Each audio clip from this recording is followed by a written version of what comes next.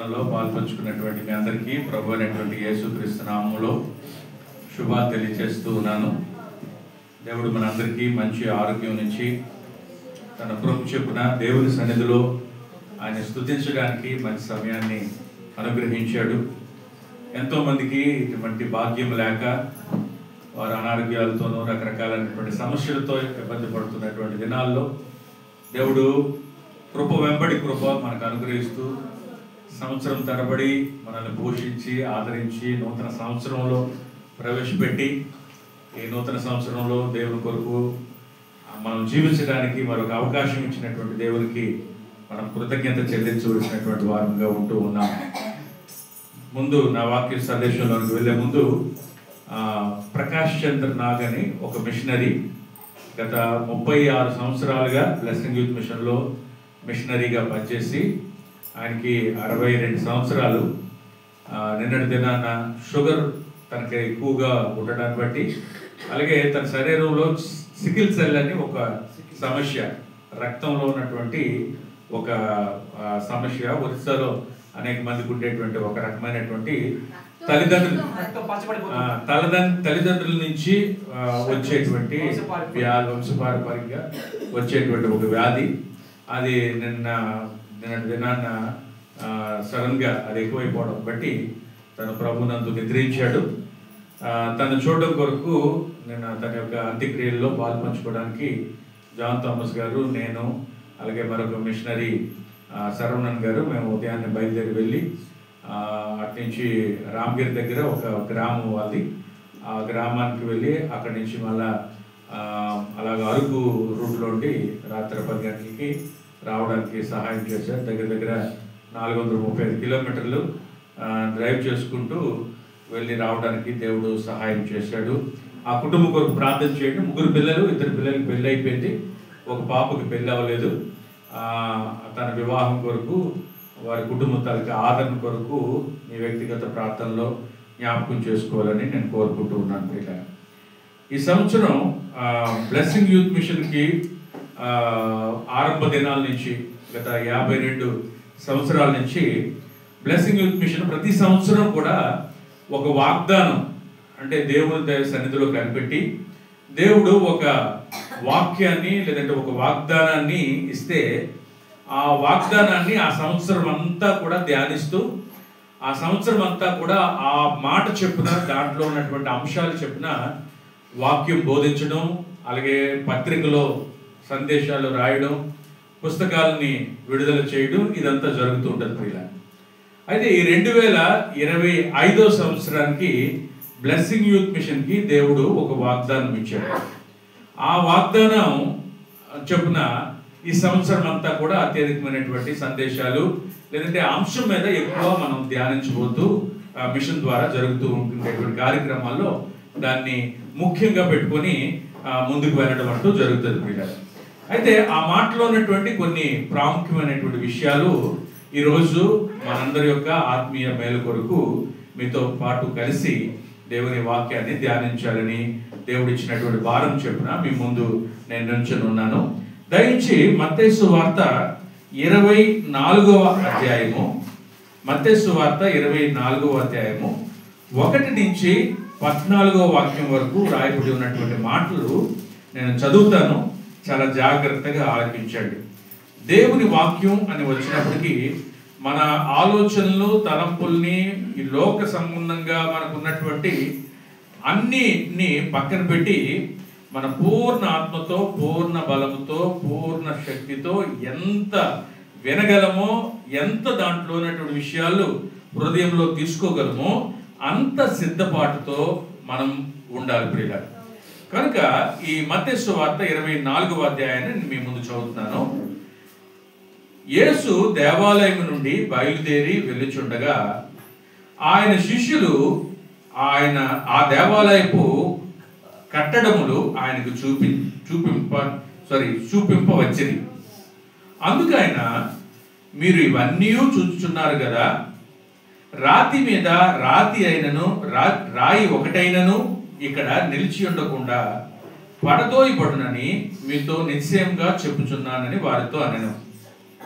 ఆయన ఒలీవ కొండ మీద కూర్చుండి ఉన్నప్పుడు శిష్యులు ఆయన యొద్దకు ఏకాంతంగా వచ్చి, ఇవి ఎప్పుడు జరుగును?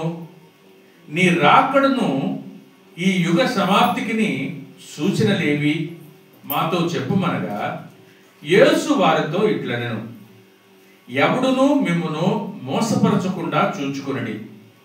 అనేకులు నా పేరట వచ్చి నేనే క్రీస్తునని చెప్పి పలువురిని మోసపురిచెదరు. మరియు మీరు యుద్ధములను గూర్చి యుద్ధ సమాచారముల గూర్చి వినబోదురు. మీరు కలవరపడకుండా చూచుకొనుడి.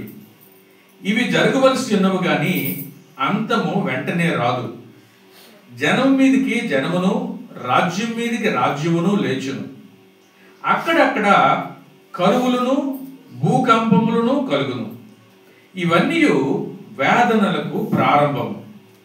అప్పుడు జనులు మిమ్మును శ్రమల పాలు చేసి చంపెదరు. మీరు నా నామము నిమిత్తము సకల జనుల చేత దూషింపబడుదురు. ద్వేషింపబడుదురు. అనేకులు అభ్యంతరపడి ఒకరినొకడు అప్పగించి ఒకరినొకడు ద్వేషించును. అనేకులైన అబద్ధ ప్రవక్తలు వచ్చి పలువురిని మోసపరిచెదరు. అక్రమము విస్తరించుడు చేత అనేకుల ప్రేమ చల్లారును. అంతం వరకు సహించువాడెవడో వాడే రక్షింపబడును. మరియు ఈ రాజ్య సువార్త సకల జనులకు సాక్షాత్తమై లోకమంతటను ప్రకటింపబడును. అటు తర్వాత అంతము వచ్చును. అయితే దీంట్లో బ్లెస్సింగ్ యూత్ మిషన్ కి దేవుడు ఇచ్చినటువంటి వాగ్దానం ఏమిటి అంటే, లేదంటే ఈ సంవత్సరం కొరకు దేవుడు ఇచ్చినటువంటి అంశం ఏమిటంటే, ఈ రాజ్య సువార్త సకల జనులకు సాక్షాత్తమై లోకమంతటా ప్రకటింపబడును.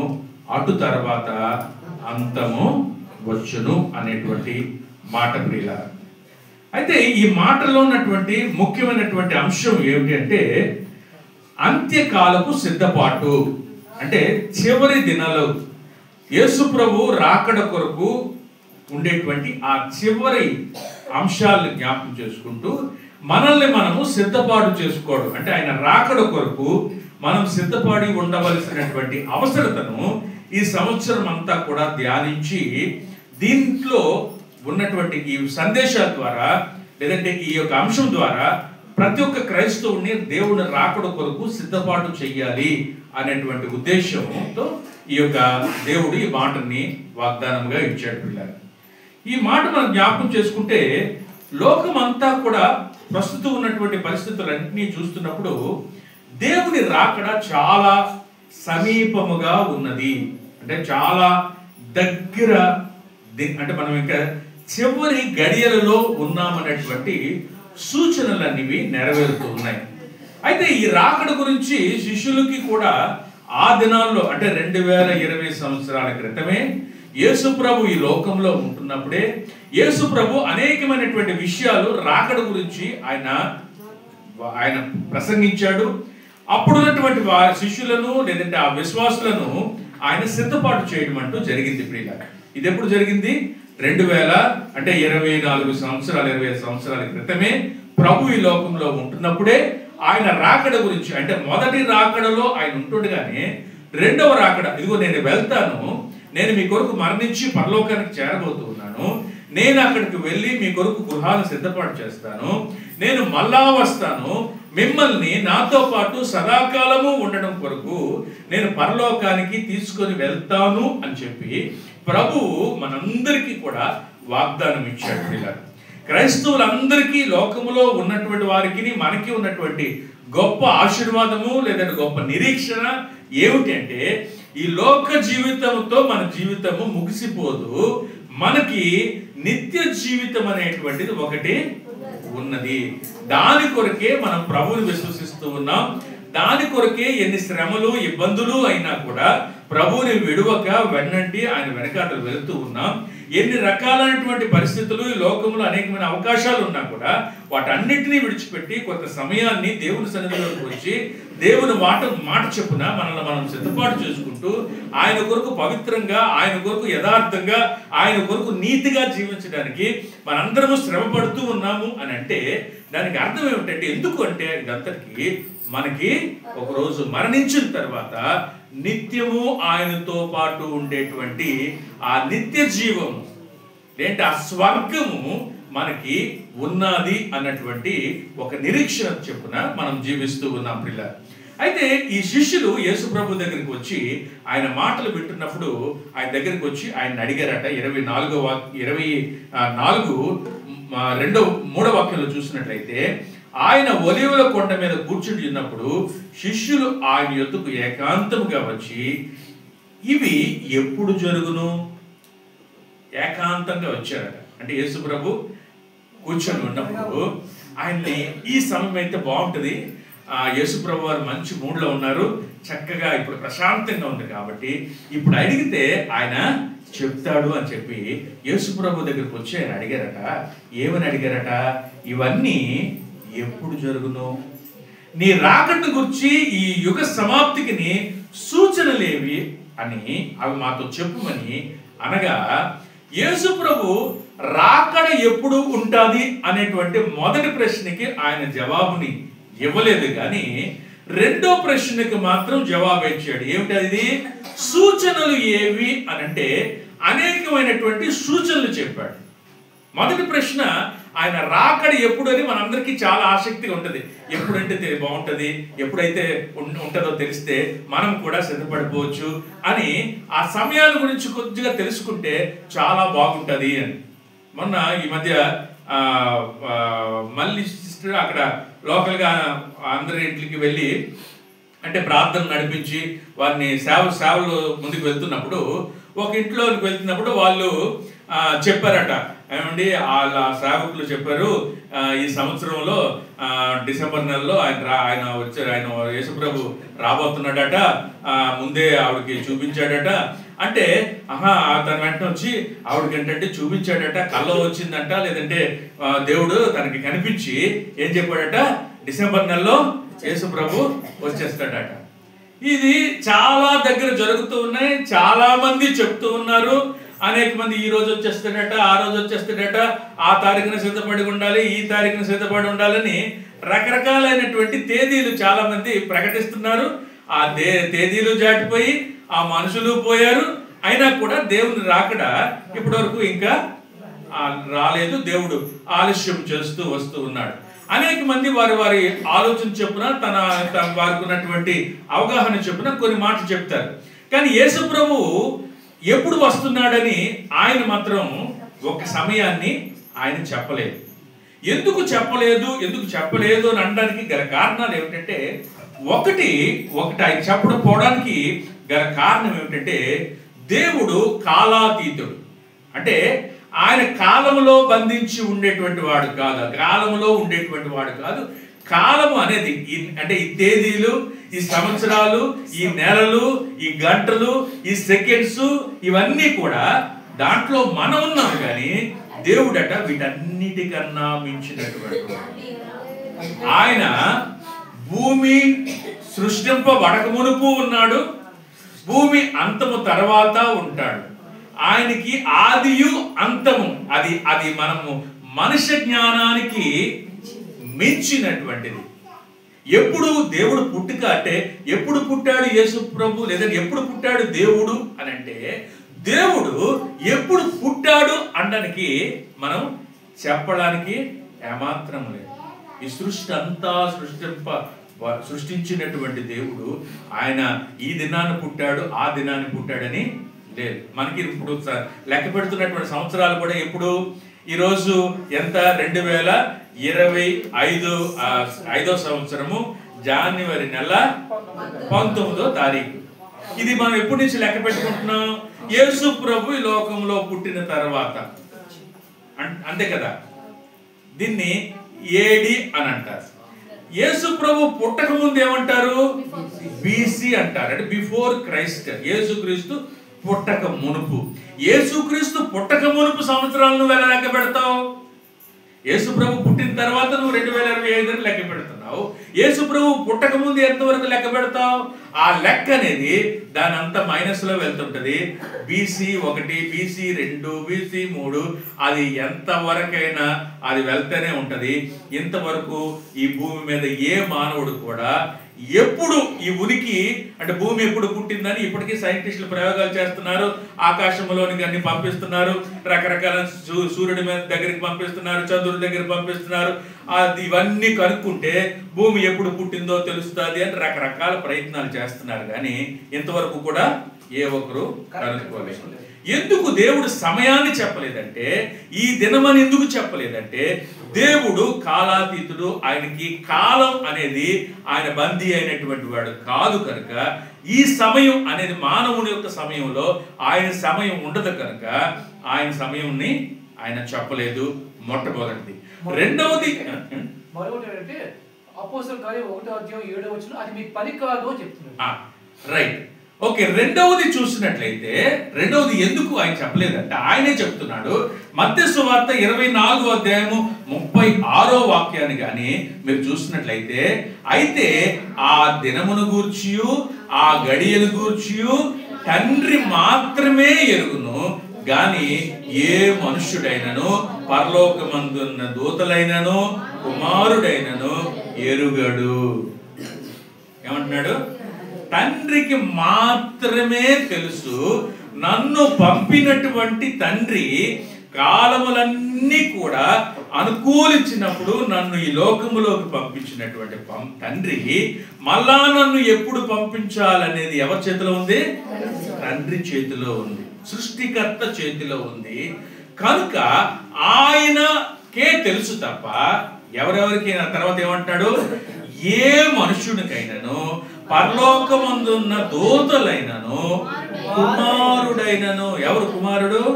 యేసుక్రీస్తు అనేటువంటి నాకైనను కూడా ఆ విషయము తెలియదు అన్నప్పుడు, ఇందాక ఆ వాక్యాన్ని మనం జ్ఞాపకం చేసుకున్నట్లయితే, యేసు కుమారుడైనటువంటి యేసుకే తెలియకపోతే, దేవదూతలకే తెలియకపోతే నీకు నాకు తెలుసుకోవాల్సినటువంటి అవసరత ఏముంది ఇక్కడ? కదా, లేదు. ఆయన ఉద్దేశం, ఆయన చిత్తం, ఆయన ఎప్పుడు అనుకుంటే అప్పుడు పంపిస్తాడు. ఎప్పుడు మనల్ని విమోచించి ఆ స్వర్గంలోకి ప్రవేశింపచేయాలంటే అది తండ్రి చేతిలో మాత్రమే ఉంది. కనుక యేసు ప్రభు వారు ఆయన రాకడ గురించినటువంటి డేటు లేదంటే సమయాన్ని ఆయన ఎవరికి చెప్పలేదు. ఇంకా చెప్పాలంటే ఆయనకు కూడా ఆ విషయాలు తండ్రి బయలుపరచలేదు అనేది ఒకటి. అయితే దీంట్లో సూచనలు మాత్రం యేసు ప్రభు ఎందుకు చెప్తున్నాడంటే, అవన్నీ జరిగేటువంటి పరిస్థితుల్లో ఈ విధంగా ఉంటది, ఇది జరుగుతుంది. అవన్నీ జరుగుతున్నప్పుడు ఏమంటున్నాడంటే, మీరు మెలకువ కలిగి ఉండండి అని చెప్తూ ఉన్నాడు. చూడండి 42లో చూస్తే, కావున ఏ దినమున మీ ప్రభువు వచ్చునో మీకు తెలియదు కనుక మీరేం చేయాలా? మెలకువగా ఉండండి. మన బాధ్యత ఏమిటంటే మెలకువగా ఉండండి, మెలకువ ఉండాలి.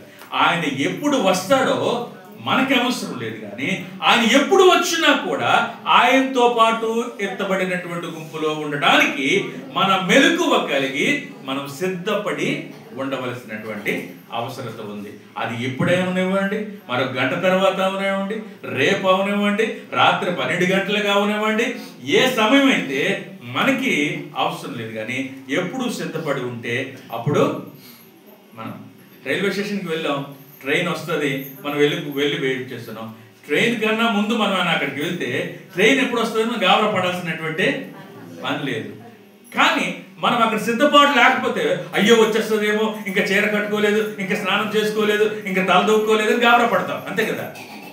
కానీ మీరు మాత్రం మెలకువ కలిగి సిద్ధపడి ఉండండి అని చెప్పి యేసు ప్రభు చెప్తూ ఉన్నాడు.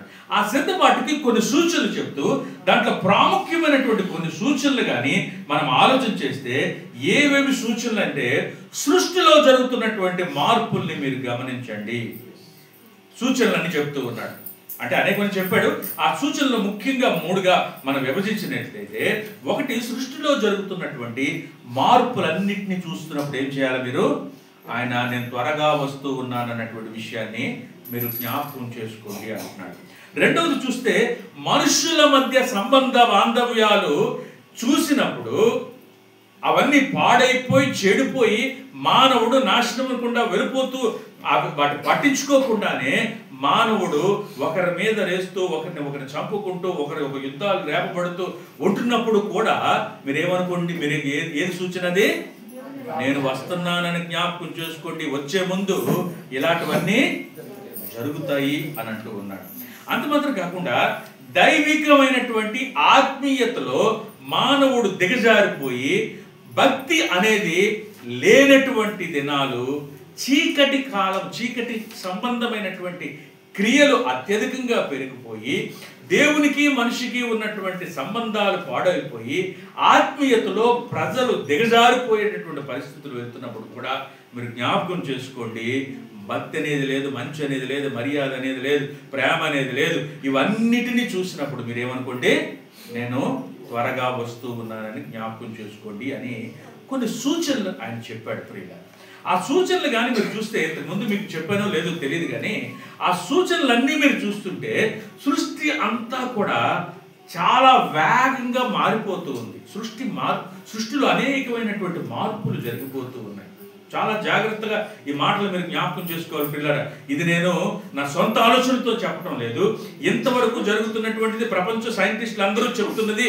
ప్రతి ఒక్కరూ కూడా ఆలోచింపజేసేటువంటి కార్యాలు జరుగుతున్న సృష్టిలో, ఆ సృష్టిలో సంబంధమైన కార్యాలు ఇవి జరుగుతున్నప్పుడు దీని ఎంతవరకు సూచన అంటే, ప్రభు త్వరగా వస్తూ ఉన్నాడు అనడానికి ఉంది. ఆయన వచ్చినప్పుడట సూర్యుడు తన కాంతిని కోల్పోతాడు, సూర్యుడు చీకటిగా మారిపోబోతూ ఉన్నాడంటే, సూర్యుడి మీదట ఇప్పుడు ఒక నల్లని ఆల్రెడీ ఒక మచ్చ అనేది ప్రారంభమైంది. ఆ మచ్చ ఇప్పుడు ప్రస్తుతానికి ఎంత ఉంది అనంటే 2 భూగ్రహాలు పెట్టగలిగేటువంటి ఒక పెద్ద మచ్చ. అంటే అంత పెద్ద మచ్చ సూర్యుడి మీద ఒక నల్లని మచ్చ ఏర్పడుతూ అది మెల్లమెల్లగా పెరుగుతూ ఉన్నది. దీన్ని బట్టి ఏంటంటే, త్వరలోనే అంటే అతి సమీప కాలంలోనే సూర్యుడు తన కాంతిని కోల్పోయి, సూర్యుడి తాలూకా వ్యాసార్థం అంటే సూర్యుడు ఇంత ఉన్నాడు అనుకుంటే, రోజు రోజుకి లేదా సంవత్సరానికి సూర్యుడు పెరిగిపోతూ ఉన్నాడు. సూర్యుడు పెరిగిపోతూ తన కాంతిని కోల్పోతే దాన్ని ఏమంటారంటే బిలం అంటారంటే, అదొక నల్లని అంటే వాక్యూమ్ కలిగినటువంటి తన కాంతి కోల్పోయిన తర్వాత ఏం చేస్తుందట, సూర్యుడు భూమిని, చంద్రుడిని, చుట్టుపక్కల ఉన్నటువంటి నవగ్రహాలు అంటున్నాం కదా, ఈ నవగ్రహాలన్నింటినీ కూడా ఒక్కొక్కటి కూడా తనలోనికి లాగేసుకుంటుందట. బ్లాక్ హోల్ అంటారు దాన్ని. బ్లాక్ హోల్ మీరు పిల్లలు చదువుకుంటున్నట్టు దాని బ్లాక్ హోల్ అంటే భూమి అనేకమైన బ్లాక్ హోల్స్ ఉన్నాయి. కానీ భూమి దగ్గర ఉన్నటువంటి సూర్యుడు అనేవాడు త్వరలోనే ఒక బ్లాక్ హోల్గా మారిపోతూ ఉన్నాడు. అలా బ్లాక్ హోల్ అయితే దగ్గర ఉన్నటువంటి పక్కన ఉన్నటువంటి గ్రహాలను ఏం చేస్తుంది, లోపలికి లాగేసుకుంటే అవి ఏమవుతాయి అని అంటే ఎవరికి తెలియదు ఏమవుతాయి, శూన్యంలాగా మారిపోతాయట. శూన్యంలోని దేవుడు సమస్త సృష్టించాడు. తర్వాత మళ్ళా ఆ బ్లాక్ హోల్లోనికి భూమి వెళ్ళిపోతే ఏమవుతుందంటే మళ్ళా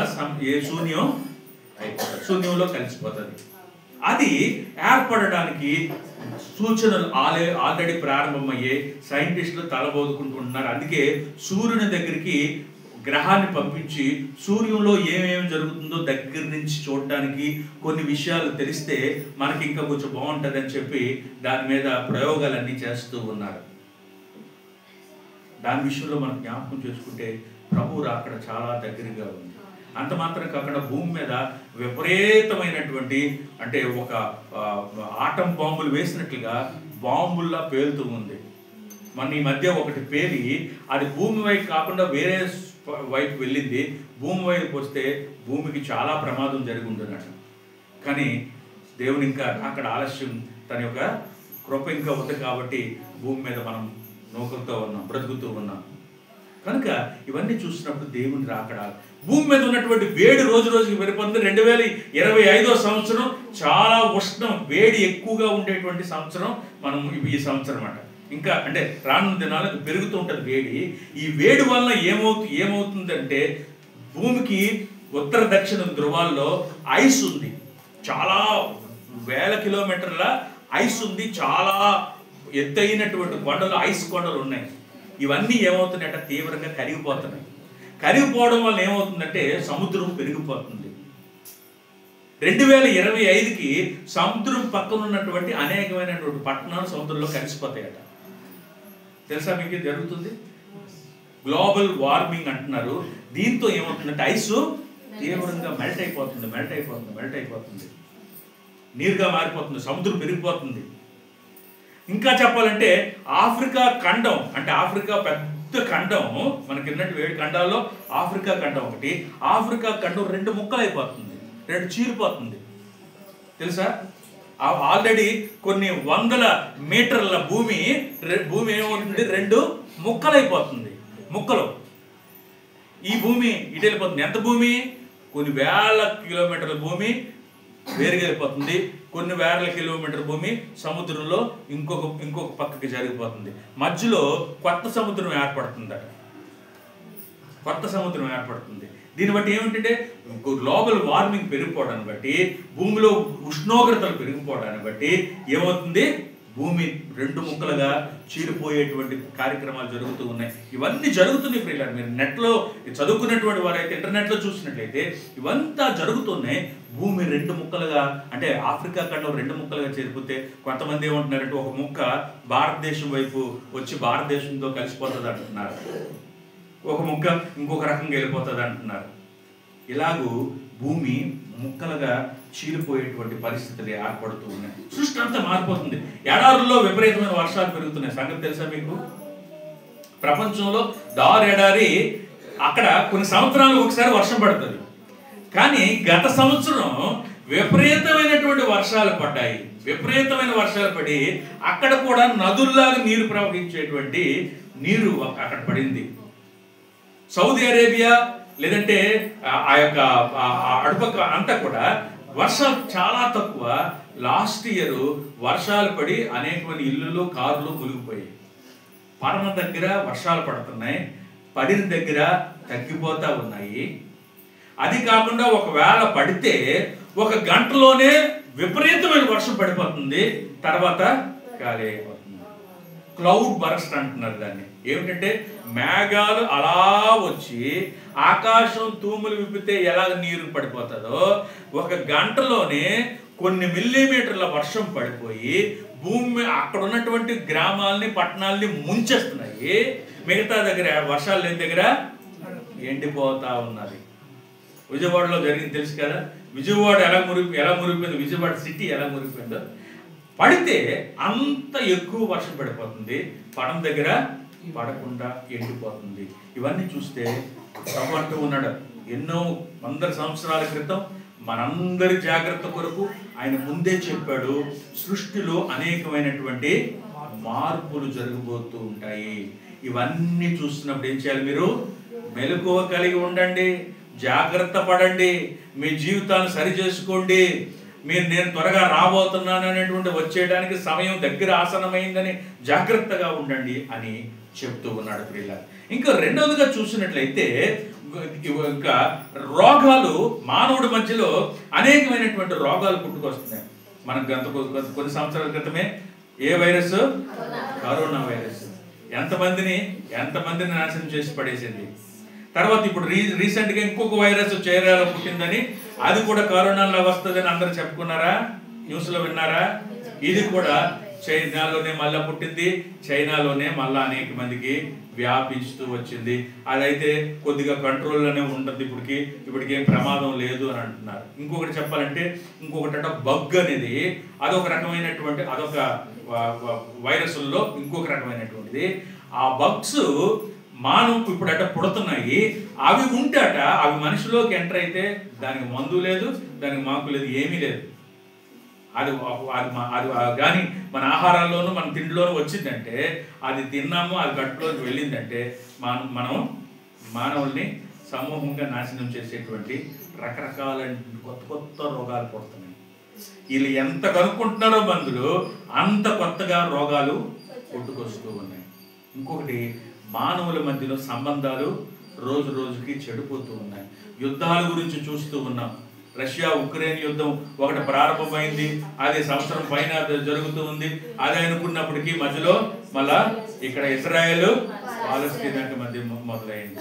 ఇప్పుడు చైనాకి దాని పక్కన ఉన్నటువంటి ఇంకొక కంట్రీకి కూడా మళ్ళా యుద్ధ పరిస్థితులు ఉన్నాయి. ఇప్పుడు ట్రంప్ కూడా చాలా తీవ్రంగా మాట్లాడుతూ ఉన్నాడు. నేను వస్తే కెనడాని మేము మా సొంతం చేసేసుకుంటాం అంటున్నాడు. తర్వాత ఇది గ్రీన్లాండ్ని అదంతా కూడా మా సొంతం చేసుకుంటాం అంటూ ఉన్నాడు. రకరకాలైనటువంటి యుద్ధ పోకడలు. జ్ఞానం పెరుగుతుంది కానీ మనుషుల మధ్య ఏమవుతుంది? ద్వేషాలు, దేశాల మధ్య కీచులాటలు, రకరకాలైనటువంటి యుద్ధాల గురించి సమాచారాన్ని మీరు వింటా ఉన్నాం. పేపర్ తీసి చూడండి, టీవీలో న్యూస్ పెట్టుకొని చూడండి, సీరియల్లో సినిమాలు కాదు, న్యూస్ పెట్టుకొని వినండి. ఎన్ని రకాలైనటువంటి కీడు జరుగుతూ ఉన్నాయో. ఎంత 1000 రూపాయలు కూడా మనిషిని చంపేసేటువంటి దౌర్భాగ్య స్థితిలో మానవుడు దిగజారుతూ ఉన్నాడు. మన ఏటీఎంలు, కర్ణాటకలో ఏటీఎంలో డబ్బు పెట్టడానికి తీసుకుని వెళ్తే ఆ ఇద్దరు సెక్యూరిటీని కాల్ చేసి ఆ డబ్బు పెట్టినే పట్టుకొని వాళ్ళు 2 వీలర్ మీద ప్రయాణం చేసి అక్కడి నుంచి బస్సు ఎక్కిపోయి అక్కడి నుంచి హైదరాబాద్ వచ్చారు. హైదరాబాద్లో చూసిన తర్వాత అక్కడ వాళ్ళకి అనుమానం వచ్చింది, ఏంటి బ్యాగులతో డబ్బులు ఇలాగుంది, ఏంటి ఉంది బ్యాగులో అంటే అడిగిన వాటి మీద వెంటనే షూట్ చేశారు. అక్కడ ఉన్నటువంటి డబ్బు పట్టుకుని మళ్ళా ఎక్కడికో పరిగెత్తారు. ఇప్పుడు వారి గురించి వెతుకులాట జరుగుతుంది. నిన్న జరుగుతున్న సంగతి చెప్తున్నాను. మనుషులు ఎలాగున్నారంటే, డబ్బుకి ఎవడు పోయినా పర్లేదు, వాడి కుటుంబం పోయినా పర్లేదు, ఆడు ఏమైపోతే మాకెందుకు, మాకు కావాల్సింది మాకు డబ్బు కావాలి. డబ్బే ప్రపంచాన్ని ఏలుతూ ఉంది. మానవుడికి ఒక పక్క చూస్తే తినడానికి తిండి లేనటువంటి అంటే రోజు రోజుకి పేదరికం అనేది, అంటే పేదవాడు ఇంకా పేదవాడుగానే ఇంకా కట్టికి పేదత్వంలోనికి వెళ్ళిపోతూ ఉన్నాడు. ధనవంతుడు కోట్ల కోట్ల కోట్ల రూపాయలు సంపాదించుకుంటూ పోతూ ఉన్నాడు. ఇవన్నీ చూస్తున్నప్పుడట ఏమంటున్నాడు? మరి ముఖ్యంగా ఈ విషయాన్ని మీకు చెప్తాను. ఈ 2025వ సంవత్సరం మన భారతదేశ రాజకీయాల్లో కూడా చాలా మార్పులు జరగబోతూ ఉన్నాయి. నేను రికార్డింగ్లో చదువుతున్నాను కాబట్టి కొన్ని విషయాలు చెప్పలేము, కానీ ఇప్పుడున్నటువంటి ప్రభుత్వం చాలా మార్పులు తీసుకొచ్చేటువంటి సంవత్సరం 2025వ సంవత్సరం. ఎందుకంటే అది ఆర్ఎస్ఎస్కి 2025 సంవత్సరం గోల్డెన్ జూబ్లీ, అంటే 100 సంవత్సరాలు ముగిపోతుంది. ఆ ముగింపులో వారు చాలా తీవ్రమైనటువంటి నిర్ణయాలతో వారి కార్యక్రమాలు చేయడానికి ఈ సంవత్సరంలో వారు ఏర్పాటు చేసుకుంటూ ఉన్నారు. ఇవన్నీ చూస్తున్నప్పుడు అంటే ఇదంతా ఏమంటున్నారట, మనుషులు మన మీద అనేక మంది ఏమవుతారట, చంపబడతారని ఉంది. మీరు ఆ ముందు మాటలో చూసినట్టయితే, జనం మీదకి జనమును, రాజ్యం మీదకి రాజ్యమును లేచును, అక్కడక్కడ కరువులు భూకంపములు కలుగును, ఇవన్నీ వేదనలకు ప్రారంభము. అప్పుడు జనులు మిమ్మల్ని శ్రమల పాలు చేసి ఏం చేస్తారట? చంపుతారు. ఇంకా మనకి ఇంకా రాలేదు అది, కానీ రాబోవడానికి కూడా పరిస్థితులు లేస్తూ ఉన్నాయి. హింసలకి మనం సిద్ధపడి ఉండాలి.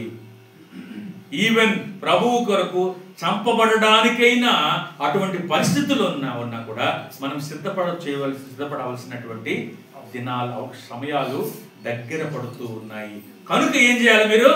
మిమ్మల్ని మీరు జాగ్రత్త కలిగి ఉండండి, మెలికిపోయి ఉండండి. ఆ వచ్చినప్పుడు మీరు పారిపోయేటువంటి వారుగా కాదు, కానీ ఎటువంటి వచ్చినా కూడా నీవు రోజు వాక్యం మీకు దొరుకుతుంది. పాస్టర్ గారు చెప్తున్నారు, ఇందాక మీ దగ్గర చెప్పినప్పుడు నేను ఎన్నో రకాలుగా సిద్ధపడి వస్తూ ఉన్నాం, కానీ మీరు అనాలోచితంగా పర్వాలేదులే, తర్వాత వినొచ్చులే, ఈ ప్రార్థన తర్వాత చేయొచ్చులే, ఇక్కడికి వెళ్ళకపోతే ఏమవుతుంది అని మీరు అనాలోచితంగా ఉంటే జాగ్రత్త సుమ. ఒకరోజు అటువంటి వాక్యము, అటువంటి ప్రార్థనలు, అటువంటి విధంగా మీకు కలిగేటువంటి స్వాతంత్రము కూడా మరికొద్ది దినాల్లో అది తగ్గింపబడి, లేదంటే అటువంటి వాక్యము దొరకడానికే మీకు సరైనటువంటి అవకాశం లేనటువంటి దినాలు రాబోతూ ఉన్నాయి. ఇవన్నీ జరుగుతున్నప్పుడు మీరేం చేయాలట? రాకడ కొరకు సిద్ధపడి ఉండండి, దాని కొరకు మీరు మెలకువ కలిగి ఉండండి అని చెప్తూ ఉన్నారు పిల్లలు. అయితే ఇప్పుడు నేను చెప్పబోయేది ఏంటంటే, మెలకువ కలిగి ఉండండి, మెలకువ కలిగి ఉండండి అంటే దేంట్లో మనం మెలకువ కలిగి ఉండాలంటే ఒక 2 ముఖ్యమైనటువంటి విషయాలు నేను మీకు తెలియజేయాలనుకుంటున్నాను. ఒకటి, మెలకువ దేంట్లో మనం కలిగి ఉండాలి అని అంటే, మొట్టమొదట మీ ఆత్మీయ జీవితంలో, మీ వ్యక్తిగతంగా ప్రభువుకి మీకు ఉన్నటువంటి ఆత్మీయ సంబంధం, లేదంటే క్రీస్తు యొక్క రక్షణలో మీరు నిలకడగా ఉండినట్లు మెలకువ కలిగి ఉండండి. అంటే మీకు మీ దేవునికి, అంటే ప్రభువు వచ్చినప్పుడు ఎత్తబడేటువంటి గుంపులో నీవు ఉండడం కొరకు నిన్ను నీవు సిద్ధపాటు చేసుకుని మెలకువగా ఉండు. రెండవది ఏంటంటే, దేవుడు మనందరికీ అప్పగించినటువంటి బాధ్యత ఆత్మల సంపాదనలో, అంటే ఈ రాకడ గురించినటువంటి, ప్రభువును గురించినటువంటి విషయాలు లోకమునకు తెలియచేసి సాధ్యమైతే అనేక మందిని సిద్ధపాటు చేసేటువంటి విషయంలో మనము మెలకువ కలిగి ఉండాలి. మొట్టమొదటిది మనము మెలకువ కలిగి ఉండాల్సింది ఏంటంటే, మనము రక్షణలో మనము మెలకువ కలిగి ఉండాలి. రక్షణ అంటే మీరు అనొచ్చు, నేను ఎప్పుడో రక్షింపబడ్డానండి, నేను రక్షింపబడి 25 సంవత్సరాల క్రితం అయ్యిందండి, నేను నాడిచెరులో బాప్తిజం తీసుకున్నానండి, నేను రక్షింపబడిపోయానండి అంటే, రక్షణ అనేది అట అది అక్కడ ఇంకో దగ్గర చూసినట్లయితే ఆయన ఏమంటే అప్పుడు మీరు రక్షింపబడుదురు అని ఉంటుంది చూడండి, ఇందాక మనం చదువుకున్నాం, అంతం వరకు సహించిన వాడు రక్షింపబడను. అంటే రక్షణ అనేది ఒక దినంతో వచ్చేసి మనం రక్షింపబడేమంటూ అయిపోదు. కానీ ఆ రక్షణ పాత్రను ఏం చేయాలంటే, దేవుడు మనకి రక్షణ ఇచ్చాడు, కానీ ఆ రక్షణ ఏం చేయాలట? కాపాడుకుంటూ ఉండాలి, చివరి వరకు కాపాడుకుంటూ ఉండాలి. ఆ రక్షణని మనం ఎప్పుడైతే చివరి వరకు కాపాడుకుంటామో, అంటే కాపాడుకోకపోతే ఒక్కొక్కసారి మధ్యలో మనం దాన్ని కోల్పోవచ్చునేమో. ఏ విధంగా కోల్పోవచ్చును అంటే, ఆ యొక్క రక్షణలో ఏంటి? మొట్టమొదటిది మనము మారు మనస్సు అనేది రక్షణలో ప్రథమం.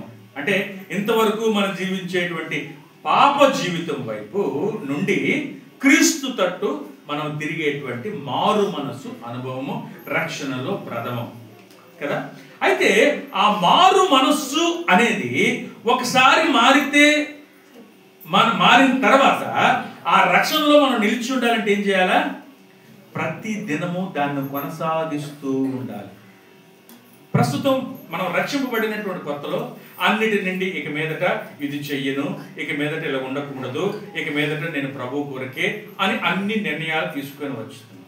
ఎప్పుడు 25 సంవత్సరాల క్రితం, నా విషయంలో చూస్తే 27 సంవత్సరాల క్రితము 1992లో నేను రక్షింపబడ్డాను. అంటే ఓకే, 27 కాదు, ఎంత 92 నుంచి ఎప్పటి వరకు చూసుకుంటే 33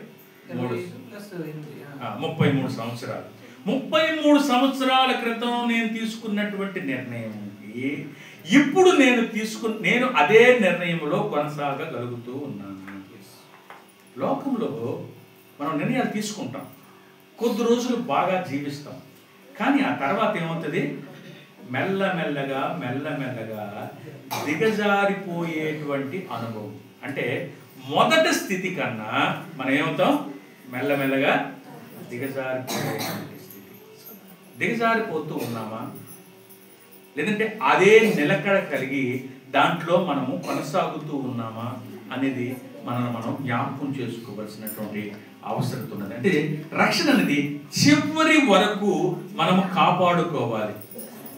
మన పరిశుద్ధ జీవితంలో మనము కొనసాగుతూ ఉన్నామా, లేదంటే లోక సంబంధమైనటువంటి ఆశల విషయంలో మనం తీసుకున్నటువంటి నిర్ణయానికి ఎప్పటికీ అదే రకమైనటువంటి పట్టులో మనం కొనసాగుతూ ఉన్నాము.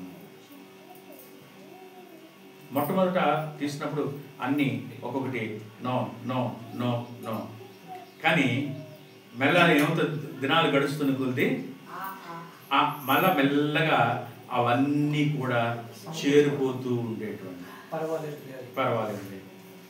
మొదట రక్షింపబడక మునుపు పబ్లిక్గా చేసేవి ఇప్పుడు ఏమవుతుంది, ముసుగులు, రహస్యముగా లోకాశలు, లోకములో ఉన్నటువంటి కోరికలు, లోకములో ఉన్నటువంటి విషయాలు మెల్లమెల్లగా మొట్టమొదట మనకి అంతా యేసే, తర్వాత కొంత యేసు, ఆ తర్వాత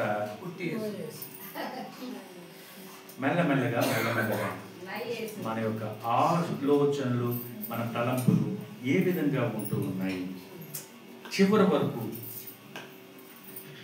దాన్ని నిలబడి ఉండాల్సినటువంటి ఒక్కొక్కసారి ఆ చిన్న చిన్న తప్పిదాలే మనల్ని ఏం చేస్తాయి, మన లోకము వైపు మెల్లగా లాగుతూ ఉంది. ప్రభువును విడిచిపెట్టి వెళ్ళిపోయినటువంటి వాళ్ళు ఉన్నారు అనేక మంది, అది వేరే సంగతి.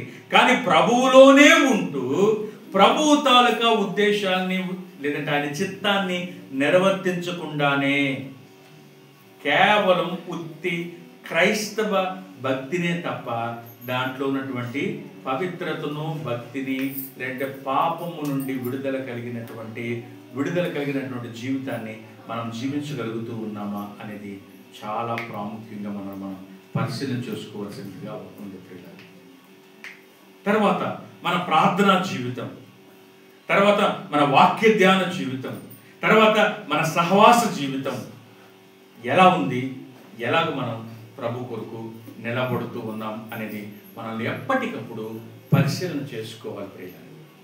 ఈ 2025 సంవత్సరంలో నిజంగా జనవరి నెలలో మనల్ని స్వపరిశీలన కొరకు నిజంగా మనం అది చేసామో లేదో తెలియదు, కానీ మనం సంవత్సరం అంతంలో ఉపవాసం ఉన్నాము లేదంటే దేవుని సన్నిధిలో ఉన్నామంటే దాంట్లో అత్యధికంగా మనల్ని మనం ఏం చేయాలా, పరీక్షించుకోవాలి. టెస్ట్ ఒక్కొక్క విషయంలో ఏం చేయాలా, టెస్ట్ పడుతుంది. ఒక సంవత్సరం అంతా చదివిన తర్వాత నెక్స్ట్ క్లాస్కి వెళ్ళాలంటే ఏం చేస్తారమ్మా, ఎగ్జామ్ పెడతారు. ఎందుకు ఎగ్జామ్ పెడతారు, మిమ్మల్ని ఫెయిల్ చేసి ఆ సంవత్సరం అక్కడే ఉంచేయాలనా ఉద్దేశంతోనే కాదు, మిమ్మల్ని పాస్ చేసి పైకి తీసుకొని వెళ్ళాలి. దాంట్లో పాస్ చేయాలంటే ఏం చేయాలి, ఆ సంవత్సరం నేర్చుకుంటున్నటువంటి పాఠాలన్నిటిలో కూడా నేను ఎంతవరకు అర్థం చేసుకున్నాను, ఏ విషయాలు నాకు తెలుసు అనేది ఆ ప్రశ్నకి మీరు జవాబు కరెక్ట్గా రాస్తే ఏమవుతారు. అలాగే ప్రతి సంవత్సరం నేను రక్షింపబడ్డాను, ఇన్ని సంవత్సరాలు అయిపోయిందని కాదు, కానీ ఇన్ని సంవత్సరాలు అయిపోతున్న తర్వాత కూడా నా జీవితం ఎలా ఉన్నది అని ప్రతి సంవత్సరం కూడా మనం తప్పనిసరిగా మనం చేయాలా, టెస్ట్ పరీక్ష చేసుకోవాలి. ప్రతి సంవత్సరమే కాదు, ప్రతి దినము కూడా మనం టెస్ట్ చేసుకోవాలి. మాకు నేర్పించినటువంటి ఆరంభ దినాల నుంచి ఉన్నటువంటి ఒక ముఖ్యమైన విషయం ఏంటంటే ప్రతి దినము మనం నిద్రకు ఉపక్రమించే ముందు ఈ దినము నేను ఎలాగూ ఉన్నాను, ఎలా జీవించాను. దేవుడు నన్ను నమ్మి 24 గంటలు నా చేతికిస్తే 24 గంటల్లో నేను దేవుని కొరకు ఏ విధంగా జీవించగలిగాను, ఎన్ని గంటలు ఆయన కొరకు నేను ఇవ్వగలిగాను, ఎంత నా సంపాదనలో ఆయనకి ఇవ్వగలిగాను, ఎంత నా సమయం ఆయనకి ఇవ్వగలిగాను, ఎంత నేను భక్తిగా ప్రభు కొరకు సాక్షిగా ఉండడానికి నేను సాక్షిగా ఆయన కొరకు ఈ 24 గంటలు వాడాను అనేది ఏం చేయాలంటే మనల్ని మనం పరిశీలన చేసుకోవాలి. అదే మెలకువగా ఉండడం అంటే. మెలకువగా ఉండడం అంటే రాత్రంతా పడుకోకుండా అలాగా లైట్లు వేసుకొని కూర్చొని ఉండమని కాదు, కానీ మన ఆత్మీయ జీవితంలో ఏం చేయాలా, ఎప్పటికప్పుడు పరిశీలన చేసుకుంటూ ఉండాలి. ప్రతి ఉదయాన్నే లేచిన తర్వాత దేవునికి కృతజ్ఞత చెప్పి దేవుడు చేసిన మేలుని బట్టి నూతన ఒక దినాన్ని మనకి ఇచ్చిన దాన్ని బట్టి ఏం చేయాలా, కృతజ్ఞతతో ప్రారంభించి స్వపరిశీలనతో ముగిస్తూ ఆ స్వపరిశీలనలో ఎక్కడైనా మనం తప్పిదాలు చేసినట్లయితే లేదంటే ఎక్కడైనా తప్పిపోయినట్లయితే దాని నుంచి మారు మనసు పొంది దాని నుంచి పశ్చాత్తాపం చెంది దాని నుంచి పాప క్షమాపణ పొందుకొని మనం ఏం చేయాలా, నూతన దినం కొరకు మళ్ళా మనం ముందుకు వెళ్ళాలి. ఇది రక్షణ అంటే. రక్షణ అనేది ఒకసారి వచ్చి పోయేది కాదు, కానీ అంతము వరకు. అందుకే ప్రకటన గ్రంథంలో కూడా చూసినట్లయితే అంతము వరకు 7 సంఘాల గురించి రాస్తున్నప్పుడు కూడా ఒక్కొక్క సంఘము గురించి అంతము వరకు జీవించిన వాడికి నా జీవవృక్ష ఫలాన్ని నేనేం చేస్తాను, తినిపిస్తాను. నా మందిరములో నీ ఒక దీపస్తంభముగా నిన్ను చేస్తాను, నీకు కొత్త పేరు ఇస్తాను అని ఆ 7 సంఘాల గురించి కూడా ఒక్కొక్కటి చెప్తున్నప్పుడు కూడా అంతము వరకు, చివరి వరకు సహించువాడు, దాంట్లో నిలిచి ఉండేటువంటి వాడు. మనం ఈ రుద్దనం పరిశీలన చేసుకోవాల్సింది మెలకువ అంటే అది ఆ మెలకువ. ఇప్పుడు మనం ఎలా ఉన్నాము అనేది ఒక్కొక్కసారి మనం ఆలోచన చేసుకున్నాం. నిజంగా ప్రభు వస్తానన్నాడు, ఆయన మాట తప్పేవాడు కాదు, ఆయన తప్పకుండా వస్తాడు. ఒకవేళ ఈ దినమే ఆయన వస్తే నీవు సిద్ధపడి ఉన్నటువంటి వాడిగా నీవు ఉండగలుగుతూ ఉన్నావా? నేను ఇంతకుముందు కన్యల గురించి 10 మంది కన్యకల గురించి చెప్పాను. ఆ 10 మంది కన్యకలు కూడా యేసుప్రభు వస్తాడని ఆయన పెండ్లి కుమారుని ఎదుర్కోవడానికి 10 మంది కన్యకలు వెళ్ళారు. 10 మంది కన్యకలు చూసినట్లయితే 10 మంది కూడా కన్యకలే. వారు ఏమాత్రం తప్పు చేయలేదు, పాపం చేయలేదు, కన్యకలే. దేవుని కొరకు యథార్థంగా బ్రతికినటువంటి కన్యకలే. 10 మంది కూడా తన యొక్క వరుడు ఎదుర్కోవడానికి సిద్ధపడి వెళ్ళారు. 10 మంది కూడా ఆయన రాకడ ఆలస్యం చేస్తే నిద్రించారు. 10 మంది కూడా ఆయన ఇదిగో త్వరగా వస్తూ ఉన్నాడంటే లేచారు. 10 మంది కూడా ఆయన ఎదుర్కోవడానికి సిద్ధపడి ఉంటున్నప్పుడు వారు చేసినటువంటి చిన్న తప్పిదం ఏమిటంటే, ఒక 5 కన్యకలంట వారితో పాటు కొంత నూనె తీసుకొని వచ్చారు. మిగతా వాళ్ళు ఏం చేశారట, పర్లేదులే అనుకొని, వచ్చేస్తాడు కదా వెళ్ళిపోతాంలే, ఇదంతా ఎందుకులే అనుకొని ఏం చేశారట, ఆ నూనె తీసుకొని పోలేదు. అయితే ఆ తర్వాత ప్రయాసపడ్డారు. ఎగో వస్తున్నాడంటే ఆ దివ్యలు ఆరిపోతాయేమో అని చెప్పి వెంటనే చేశారు, వాళ్ళ దగ్గరికి వెళ్ళి, అమ్మా మీ దగ్గర ఉంటే కొంచెం నూనె ఇవ్వండి, మాది అయిపోతుంది, మా దీపం ఆరిపోతుందేమో, కొంచెం నూనె ఇవ్వండి అని అంటే వాళ్ళు ఏమన్నారట, మాకు చాలు, మాకు చాలు, నేను ఇవ్వలేనన్నారు. వెంటనే వీళ్ళు ఏమన్నారట, అయితే వీళ్ళు ఇవ్వనంటున్నారు, ఏం చేద్దాంలే అని ఊరుకోలేదు. పరిగెత్తుకుని వెళ్ళి అమ్మవారి దగ్గరికి వెళ్ళారట. కొనుక్కొని తీసుకొని వచ్చారట. కొనుక్కొని తీసుకొని వచ్చినప్పటికీ ఈ 5 ప్రభు రావడం వెళ్ళిపోవడం జరిగిపోయింది. వీళ్ళంతా మళ్ళా వెళ్ళి ఏం చేస్తున్నారు, తలుపు కొడతా ఉన్నారు. అయ్యా తెరవండి, అయ్యా తెరవండి, మేము ఈ కొరకు ఎదురు చూసి వచ్చాం, ఎంత శ్రమపడి వచ్చాం అని అంటే ప్రభు అక్కడి నుంచి లోపల నుంచి ఇంకే శబ్దం వినపడుతుందట, మీరెవరో ఒక చిన్న తప్పిదం తర్వాత ఎంత శ్రమ పడుతూ ఉన్నాం. అలాంటి తప్పిదాలు మన జీవితాల్లో ఉన్నట్లయితే, అలాంటి బలహీనతలు మన జీవితంలో ఉన్నట్లయితే మనం ఏం చేయాలట, ప్రతిదినము మనల్ని మనం పరిశీలించుకొని పరిశోధించుకొని, ఆదివారం దేవుని సంఘంలో ఎందుకు వాక్యం చెప్తారు, ఎందుకు 1 గంట గంటన్నర కొరకు దేవుని సేవకులు వారమంతా సిద్ధపడి ఎందుకు దేవుని వాక్యం తీసుకొని వస్తారంటే, మనం తప్పిపోకూడదని. ఆదివారం సంఘానికి రావడం ఎందుకు, ఇంతసేపు కూర్చోవడం ఎందుకు, వాక్యం వినడం ఎందుకంటే మనల్ని మనం ఏం చేయాలి, వాక్యం వింటున్నప్పుడు వాక్యాన్ని లోపలికి తీసుకొని, ఈ వాక్యం చెప్పున నా జీవితం ఉన్నదా, ఈ వాక్యం చెప్పున నేను ఎక్కడైనా బలహీనతలో ఉంటే ప్రభువా నన్ను పరిశోధించి నన్ను పరిశీలించి నీకు ఆయాసకరమైనటువంటి మార్గాలు ఏమైనా ఉంటే నాలోండి తీసివేసి నీ రాకడ కొరకు సహవాసం. ఎందుకునంటే మనందరము కలిసి ఒకరిని బట్టి ఒకరు ప్రోత్సహింపబడి, ఒకరిని బట్టి ఒకరు ఆదరింపబడి, ఒకరిని బట్టి ఒకరు హెచ్చరింపబడి మనందరం ఏం చేస్తాం, సంఘం అనేది కన్యక ఆయన వచ్చినప్పుడు సంఘం ఆయనతో పాటు ఎత్తబడడానికి ఈ సహవాసం. ఒకవేళ ఈ సహవాసానికి రాకుండా తప్పించుకుందామంటే ఈ సహవాసం ఎవరి బలవంతం వరకు కాదు, ఎవరో పిలుస్తున్నారు రావాలి, లేదంటే రాకపోతే ఏమనుకుంటారని కాదు. నువ్వు ఆయనతో ఎత్తబడాలి అంటే సహవాసంలో నువ్వు ప్రతిదినం ఏం చేయాలా, సాధ్యమైనంత వరకు, ఆదివారం మాత్రమే కాదు, సాధ్యమైనంత వరకు. ఆదిమ అపోస్తలులు చూసే వారు అనుదినము ఇంటింటా కూడుకొనుచు. మనం నెలకు వారానికి ఒకసారి రావడానికే ఆలస్యంగా వస్తాం.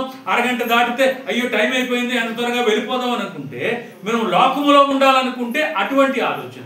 కానీ దేవునిలో ఉండాలి, దేవుని కొరకు ఎత్తబడాలంటే ఎలా ఉండాలి, మనం శుద్ధపడాలి. సాధ్యమైతే ఎంత సమయం మనకు దొరికితే అంత సమయం దేవుని బిడ్డలతో సహవాసం చేయాలి. దేవుని వాక్యం ద్వారా ప్రేరేపింపబడాలి. దేవుని వాక్యం ద్వారా మనల్ని మనం పరిశోధించుకొని కడుక్కోవాలి. వాక్యం అనే ఉదక స్థానం అంటే మనల్ని మనం అంటే దేంతో బయట బట్టలకు మలినమైతే ఉతుక్కుంటాం, శరీరానికి మలినమైతే స్నానం చేస్తాం, మన ఆత్మలకి మలినమైతే అది ఎక్కడ? దేవుని వాక్యం చెప్పండి. దేవుని సన్నిధిలో, దేవుని పరిశుద్ధాత్మ నడిపింపులో దేవుని బిడ్డలతో మనం ఐక్యంగా ఉంటున్నాం కనుక ఏమవుతుంది? మనలో ఉన్నటువంటి లోకము తట్టు ఆశ తగ్గి దేవుని తట్టు మనల్ని దినదినము మనల్ని పెంచుతుంది, పోషిస్తుంది, ముందుకు నడిపిస్తుంది. మెలకువ అంటే మన ఆత్మీయ జీవితంలో ఎలాగున్నాం, మన పవిత్ర జీవితంలో ఎలాగున్నాం, పవిత్రమైన జీవితం మన మాటలో ఎలా ఉంది, మన చూపులో ఎలాగుంది, మన ప్రవర్తన ఎలా కనబడుతూ ఉంది, లోకం మనలో మార్పును గమనించగలుగుతూ ఉందా? దిగజారిపోవడం అని అంటే నిన్నటికన్నా ఈరోజు మన భక్తి పెరగకపోతేట మన ఆత్మీయ జీవితంలో దిగజారిపోయిన వారితో సమానం. మన ప్రార్థన, మన వాక్య ధ్యానము, మన యొక్క ప్రార్థన ఏమవ్వాలి? రోజు రోజుకి పెరుగుతూ పెరుగుతూ పెరుగుతూ మనం మెలకువ కలిగి ఉండమని దేవుని వాక్యం మనల్ని హెచ్చరిస్తూ ఉంది. ఈ మెలకువ ఎవరైతే లేదో, ఈ మెలకువలో ఎప్పుడైతే మనము పడిపోయిన వారుగా ఉంటామో మనం ఏమవుతాం? ఆయన వచ్చినప్పుడు, ఆయన ఎప్పుడు వచ్చినా కూడా ఆయన చెప్పాలంటే ఇంకా ఆలస్యం చేస్తున్నాడంటే నిన్ను నన్ను ఎంతగానో ఆయన ప్రేమించి ఇంకా మనల్ని శుద్ధీకరించి, ఒకవేళ నేను ఇప్పుడే వస్తే నా బిడ్డ ఇంకా రాకుండా ఉండిపోతుంది, ఇంకా పలానా బలహీనతలో ఉంది, ఇంకా పలానా బలహీనత వలన తను ఎదగలేకపోతూ ఉంది, అందుకని మరికొద్ది కాలము అని ఆ యొక్క ఉపమానం చెప్పినట్లయితే, ఆయన వ్యవసాయదారుడు ఉపమానం చెప్తూ అంటున్నాడు, ఆ ఒక పెద్ద పొలం ఉందట, దాంట్లో ఒక చెట్టు నాటాడు, ఆ చెట్టు ఎదుగుతుంది కానీ ఏం చేయట్లేదు, ఫలాలు ఇవ్వకపోతేట ఆను ఒక సంవత్సరం వచ్చాడు, నీళ్లు పోసాడు, నారు పోసాడు, దానికి కావాల్సినంత చేశాడు, ఆ సంవత్సరం కూడా లేదు. అప్పుడు మూడోసారి ఆ యొక్క పనివాడు అంటున్నాడట, ఇదెందుకు వ్యర్థంగా ఉంది, దీన్ని నరికి అవతల పడద్దాం, భూమి దీనివల్ల వృధా, దీనికి పెట్టేటువంటి నీరు వృధా, దీనికి పెట్టేటువంటి ఎరువు వృధా అంటే ఆయన ఏమంటున్నాడట, ఇంకొక సంవత్సరం మట్టుగా.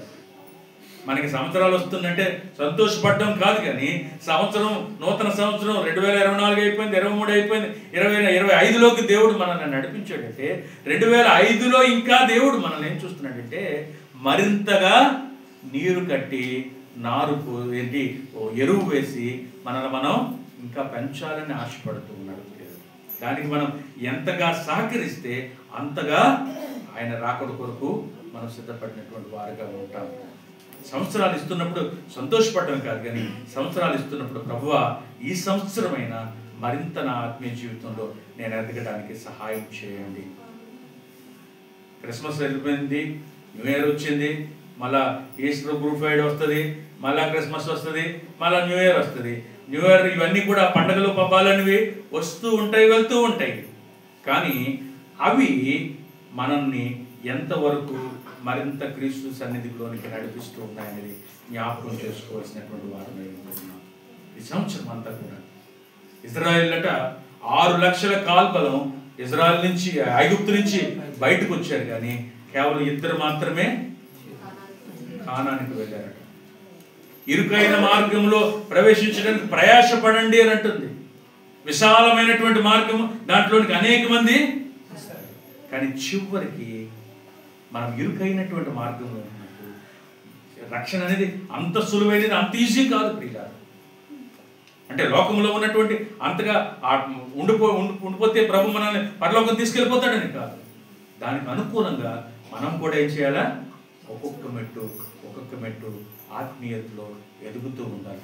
కోరుకుంటని దేవుడు ప్రేమించి మనల్ని రక్షించాడు. ఈ గ్రామంలో ఎంతో మంది ఉన్నారు, ఎంతో మంది చదువుకున్న వారు ఉన్నారు, జ్ఞానులు ఉన్నారు, డబ్బున్న వాళ్ళు ఉన్నారు, మోతుబరులు ఉన్నారు, పలుకుబడి ఉన్నటువంటి వారు ఉన్నారు, కానీ బలహీనులమైనటువంటి మనల్ని దేవుడు ఎన్నుకున్నాడు అని అంటే నిజంగా దేవునికి మనం ఎంత కృతజ్ఞత చెల్లించవలసిన వారమై ఉన్నాం.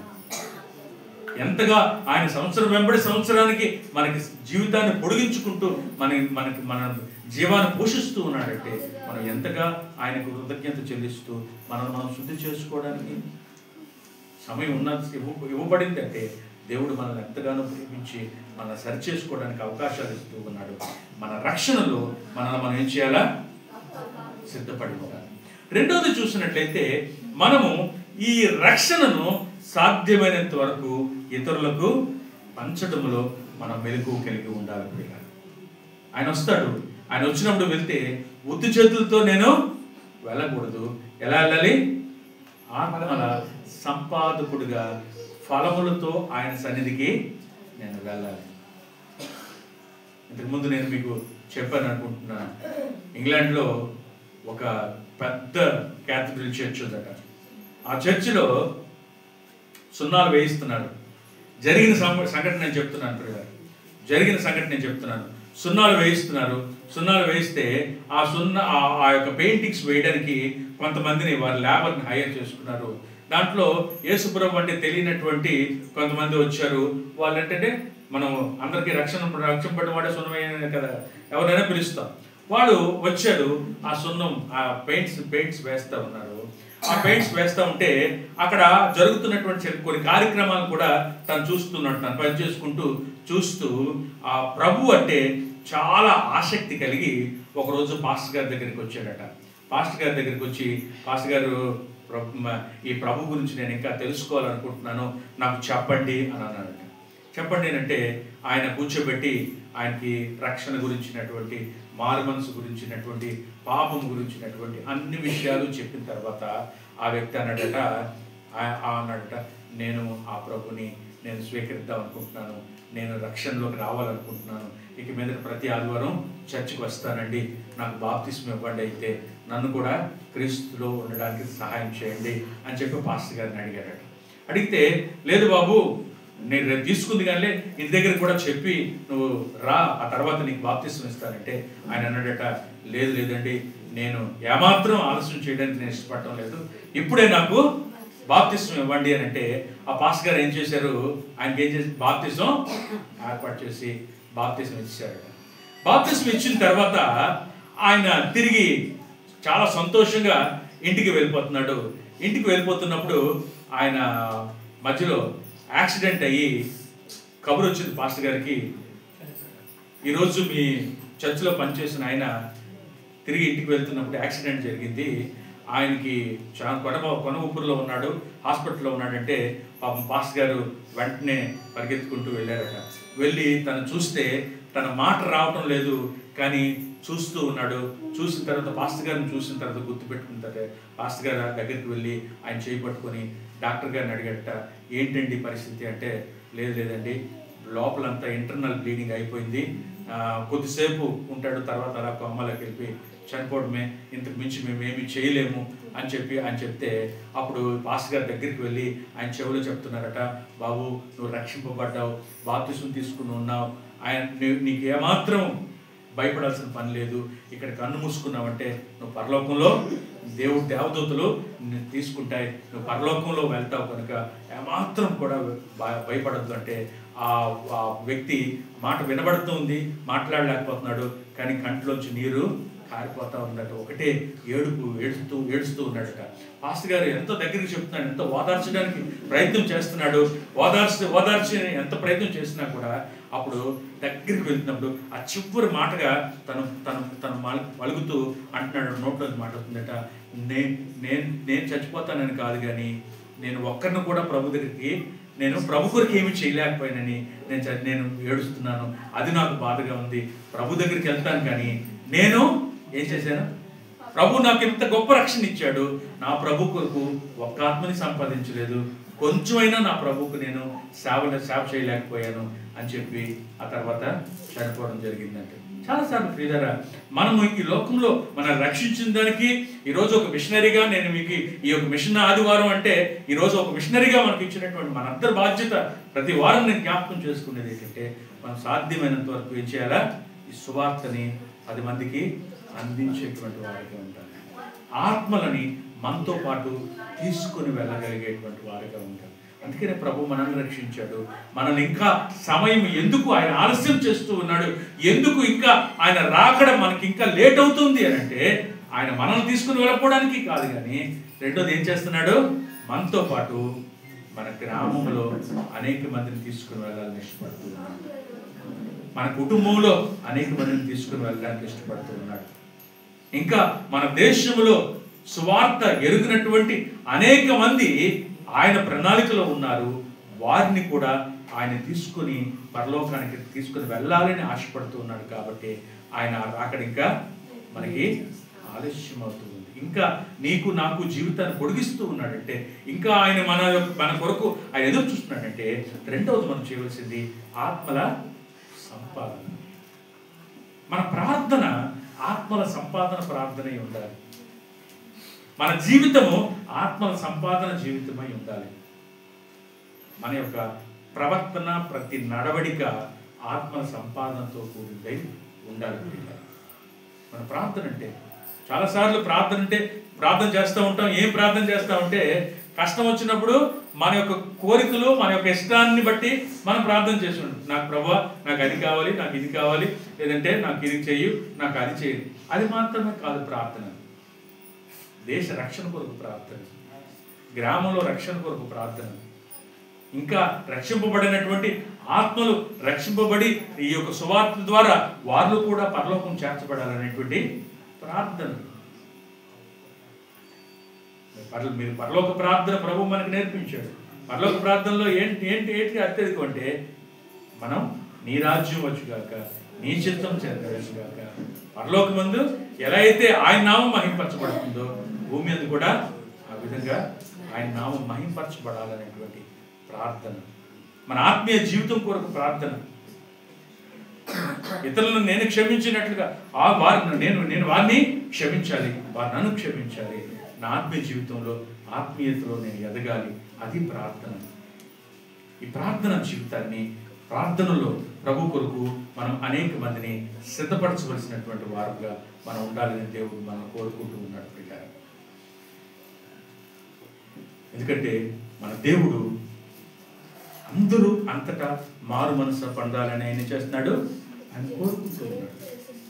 అందరూ అంతటా మారు మనసు పొందాలి. 2 పేతురు 2:9 ఉంది. కొందరు ఆలస్యమని ఎంచుకున్నట్లు ప్రభు తన వాగ్దానం గురించి ఆలస్యం చేయవాడు కాడు, కానీ ఎవడనూ నశింపవలనని ఇచ్చింపక అందరూ మారు మనసు పొందవలను కోరుచు మీ ఎడల దీర్ఘశాంతము గలవాడై ఉన్నాడు. ఎందుకు దీర్ఘశాంతమై ఉన్నాడు? ఎందుకు ఆలస్యం, ఆయన రాకడ ఆలస్యమైంది అంటే అందరూ అంతటా మారు మనసు పొందాలి. ఈరోజు నాకు అప్పగించినటువంటి పని ఏముందంటే, మన పని ఏమై ఉండాలి? ఆత్మ సంపాదన. ప్రభు గురించి మెలకువ కలిగి ఉండడం అంటే, ఆత్మల సంపాదనలో మనం మెలకువ కలిగి ఉంటూ ఉన్నామా? దాని కొరకు మనం చెప్పాలి. చెప్పబడుతున్న వారి కొరకు ప్రార్థన చేయాలి. దేవుని రాజ్యం విస్తరణ కొరకు మనం ఏం చేయాలి? మిషనరీలు, సువార్థికులు, దేవుని సేవకుల కొరకు ఏం చేయాలా? ప్రార్థన చేయాలి. అలాగే దేవుని సేవ కొరకు సాధ్యమంతగా మనం ఏం చేయాలా? నిజంగా మనం కోరుకుంటే చర్చ్ నుంచి ప్రతి నెల ఒక వారం మిషనరీ సేవ కొరకు ఇక్కడి నుంచి కానుకలు ఇవ్వబడుతూ ఉన్నాయి. నేను ఒక్కోసారి ఆలోచించి చేసినప్పుడు అయితే ఏంటంటే మనకున్నటువంటి వచ్చినటువంటి కానుక మన సంఘంలో ఉన్నటువంటి మనకే మెయింటైన్ చేసుకోవడానికి చాలనటువంటి కానుకలు వస్తున్నా, మనకే అనేకమైనటువంటి అవసరతలు ఉన్నా, లేదంటే ఆ డబ్బులు మనం ఉంచుకొని ఈ సంఘం మరికొంత విస్తరింప చేయడానికి, లేదంటే మరి లేని కొనుక్కోవడానికి మనం వెచ్చించవచ్చు కదా అని ఆలోచించకుండా ప్రతి నెల మిషనరీ సేవను ప్రోత్సహిస్తూ మీరు ఇస్తున్నారు కానుకలు. నిజంగా మన సంఘం లోకమంతటికి ఒక మాదిరిగా ఉండాలి, అనేక సంఘాలకి మాదిరికరంగా ఉండాలి. ఇటువంటి విధంగా ప్రతి సంఘము ఆలోచించినట్లయితే దేవుని సువార్తకి ఆటంకం లేకుండానే, దేవుని సువార్తకి ఈరోజు లేమి లేకుండానే దేవుని సువార్త ఎంతో బహుబలంగా జరుగుతుంది. కానీ చాలా సంఘాలకి ఆ మాదిరి లేదు. చాలా సంఘాలు సంఘమునకు వచ్చినటువంటి కానుకల్ని పాస్టర్లు లేదంటే సంఘంలో ఉన్నటువంటి కమిటీ వారు ఏ విధంగా వారికి వినియోగించుకోవాలని తప్ప. కానీ ఈరోజు మనం ఇస్తున్నటువంటి కానుక ఎందుకంటే కానుక కేవలం మనం తిన్నాము, ఏమున్నాము, ఏం కట్టుకున్నామని కాదు పిల్లలు. ఆత్మల సంపాదన కొరకు వినియోగింపబడాలి. చాలాసార్లు ఆశ్చర్యం వేస్తుంది. కొన్ని పెద్ద సంఘాలు ఉన్నాయి. మేము విజయనగరంలో ఒక చర్చికి వెళ్తున్నాం. ఆదివారం మాకు ఖాళీ ఉంటే ఆ చర్చికి వెళ్తాం. ప్రతి నెల ప్రతి వారము చూసినట్లయితే ఏదో ఒక అవసరత, మన చర్చికి ఇది కట్టుకోవాలి, మన చర్చికి అది కొనుక్కోవాలి, మన చర్చికి ఇది ఇవ్వాలి, ఎవరిస్తారు చెప్పండి అని కానుకల గురించే అత్యధికమైనటువంటి సందేశాలు. కానీ నేను బ్లెస్సింగ్ యూత్ మిషన్లో జాయిన్ అయిన తర్వాత మదురైలో ఉన్నటువంటి సెయింట్ జార్జ్ సిఎస్ఐ చర్చ్, ఆ చర్చిలో ఉన్నటువంటి ఒక సభ్యుడు నన్ను పోషించడానికి మిషనరీ కానుకగా మంత్లీ 5,000 రూపాయలు ఆయన పంపిస్తూ నన్ను పోషిస్తూ ఉన్నాడు. ఇలాగ బ్లెస్సింగ్ యూత్ మిషన్లో మిషనరీస్ అందరికీ కూడా ఎవరో ఒకరిని అక్కడక్కడ పోషకులుగా వారు ప్రతి నెల మిషన్కి పంపిస్తే మిషన్ మాకు నెలకి అలవెన్స్ ఇస్తే మేము సేవ చేయడానికి ముందుకు వెళ్ళగలుగుతూ ఉన్నాం. ఆ సిఎస్ఐ చర్చ్ వాళ్ళు ఒకరోజు నన్ను అక్కడికి వాళ్ళ చర్చికి పిలిచారు. ఆ చర్చికి పిలిచి ఆ చర్చిలో అంటే ఆ చర్చి నుంచి స్పాన్సర్ చేస్తున్నటువంటి అందరినీ ఆ రోజు పిలిచారట. నేను కూడా వెళ్ళాను. ఆ రోజు వెళ్తే వాళ్ళు అక్కడ ఒక బుక్ ఇచ్చి ఆ బుక్లో నా పేరు రాయమన్నారు. ఆ పేరు రాయడానికి నేను చూస్తే నాది 68వ పేరు. 68వ పేరు నేను రాస్తూ నేను అక్కడ ఉన్నట్టు అడిగాను. ఈ ముందు కూడా 67 మంది రాశారు కదా, వీళ్ళందరూ ఎవరు అంటే మా చర్చ్ తరఫున మేము పోషిస్తున్నటువంటి వారము. అంటే మీరు ప్రతి నెల 68 మందిని మీరు పోషిస్తున్నారా అంటే అవునండి, ప్రతి నెల 68 మందిని మేము పోషిస్తున్నాం. మా యొక్క ప్రార్థన, మా ఆశ ఏమిటంటే మా చర్చ్ నుంచి తొందరలోనే 100 మందిని మేము పోషించాలని. అంటే 68 మందికి నెలకి 5,000 రూపాయలు చొప్పున నెలకి ఒక చర్చ్ 68 మంది మిషనరీని పోషిస్తుంది. దాంట్లో బ్లెస్సింగ్ యూత్ మిషన్ చెందినటువంటి వారు 8 మంది. అలాగా ఎఫ్ఎంబిబి ఉన్నారు, ఐఎం ఉన్నారు, విశ్వవాణి ఉన్నారు. ఇలాంటి అనేకమైనటువంటి మిషనరీ ఆర్గనైజేషన్ అంతా కలిపి ఇప్పుడు ఈ మధ్య వారు చెప్పింది ఏంటంటే 100 మందికి వాళ్ళు రీచ్ అయిపోయారు. అంటే నెలకి 100 మందికి ఒక చర్చ్ వాళ్ళు పోషిస్తున్నారు. దేవుడి సేవ అట్లా అంత భారము కలిగి ప్రార్థించే సంఘంగా ఉందంటే అలాంటి సంఘాలు మన దేశంలో లేపబడితే సువార్తకి ఎక్కడ ఆటంకం, సువార్త సేవకులకి ఎక్కడ కొదవ ఉంటుంది. కానీ ఈరోజు లక్షలు మధ్య నేను శ్రీకాకుళంలో ఒక చర్చిలో ప్రతి సంవత్సరం మన మిషన్ సండే పిలుస్తారు. లాస్ట్ సారి నేను వెళ్తున్నప్పుడు ఆ చర్చిలో చెప్పేది ఏంటంటే, చర్చ్ అండి 3 ముక్కలు అయిపోయిందండి. పాస్టర్ గారు ఒక ముక్క తీసుకెళ్ళిపోయారు. దాంట్లో 2 అన్నదమ్ములు ఉన్నారు. వాళ్ళు ఒక ముక్క అన్నం తీసుకెళ్ళాడు, ఒక ముక్క తమ్ముడు తీసుకుని వెళ్ళాడు. మీకు కొద్ది కాలం అంతా ఇక్కడ పోలీసులు పెట్టి ఆరాధన నడిపించారండి. ఉదయం నుంచి 10 గంటల వరకు ఒక ఆరాధన, 10:30 నుంచి మధ్యాహ్నం వరకు ఒక ఆరాధన. పాస్టర్ గారు ఆయన బయట ఇంకొక ఆరాధన. ఎందుకు అనంటే ఎందుకై ఉంటుంది? ఉన్నటువంటి ఆర్థికమైనటువంటి. ఈ మధ్య కాకినాడలో కూడా ఒక చర్చ్ వాళ్ళు అంటే వాళ్ళు కూడా ఎందుకు అయిపోయిందంటే ఏం చేశారంటే సెక్రటరీ అట ఆ డబ్బులన్నీ తీసుకొని ఎవరికో వడ్డీకి ఇచ్చాడట. వడ్డీకి ఇచ్చినోడు డబ్బంతా పట్టుకొని పోయాడట. ఆ చర్చిలో గొడవలు ఇప్పుడు 2 ముక్కలు అయిపోయింది అంటున్నారు. డబ్బు ఎందుకు తీసుకొని రావాలి? ఎందుకు దేవుడు మనం ఆ కానుకలు వేస్తూ ఉన్నట్టే కానుకల్లో ఉన్నటువంటి ధనం అత్యధికంగా దేని కొరకు వినియోగింపబడాలి? ఆత్మల సంపాదన కొరకు, దేవుని యొక్క రాజ్య విస్తరణ కొరకు వినియోగింపబడాలి. అది వినియోగింపబడనటువంటి ప్రతి ప్రదేశంలో ఏమొస్తాయి? డబ్బు ఎక్కడ ఉంటే అక్కడ సమస్య, సమస్త కీడులకు మూలం. కానీ ప్రియులారా, మనం ఒక మాదిరిగా ఉంటూ ఉన్నాం. మన ప్రార్థన ఒక మాదిరిగా ఉండాలి. మన కోరుకున్న సంఘం ఎప్పుడూ కూడా ఇలా ఆత్మను సంపాదించేటువంటి, దేవుని సేవ చేసేటువంటి ప్రతి ఒక్క విశ్వాసి కూడా ఒక సేవకుడుగా పనిచేసేటువంటి సంఘంగా మన సంఘం ఉండాలి. ఆ సంఘముగా ఉంటున్నంత కాలము కోరుకున్న సంఘము దేవుని రాకడ కొరకు మెలకువ కలిగి ఆయన ఎత్తబడేటువంటి గుంపులో ముఖ్యమైనటువంటి సంఘంగా దేవుడు మన సంఘాన్ని దీవించబోతున్నాడని నేను కోరుకుంటున్నాను. ఆ విధంగా దీవించడానికి కావలసినటువంటి విధంగా మనం జీవిస్తూ ఏమాత్రం అలక్ష్యం చేయక మన సాధ్యమైనటువంటి సమయం దేవుని కొరకు, దేవుని పని కొరకు, సాధ్యమైనటువంటి ధనం దేవుని కొరకు, దేవుని పరిచర్య కొరకు, సాధ్యమైనంత మన శక్తి, మన యొక్క జ్ఞానము, మన ప్రార్థనలు అన్నీ కూడా దేవుని పని కొరకు మనం వెచ్చించేటువంటి వారిగా ఉండాలని కోరుకుంటూ, దేవుడు మనందరినీ దీవించాలని కోరుకుంటూ, యేసు నామములో నేను మిమ్మల్ని అందరినీ ప్రోత్సహిస్తూ ఈ మాట ముగిస్తూ ఉన్నాను.